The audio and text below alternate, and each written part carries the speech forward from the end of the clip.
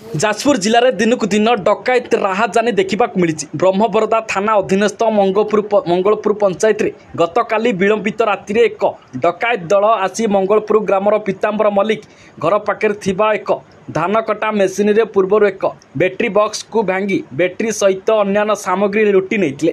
गतकाली राति से कुख्यात दल आसी पुनर्बार बार बार मेसीन पाखक आसी किसी डकायत कर योजना करने समय पीतांबर को कुकुर भुकिबारु पीतांबर उठिबारु कुख्यात दल सेठारु चली जाइतिले।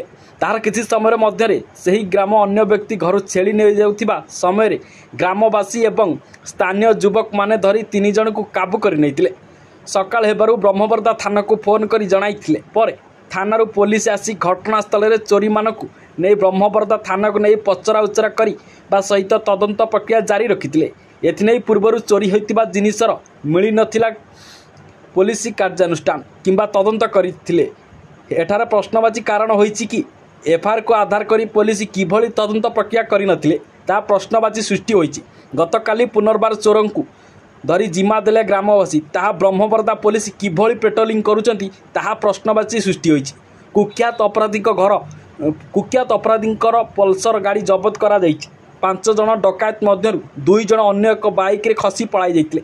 पुलिस मामला रुजु करी कोर्ट चालान करने चेष्टा जारी रखिछंती। जाजपुर रंजीत दलाईଙ୍କ रिपोर्ट टीवी5 ओडिया।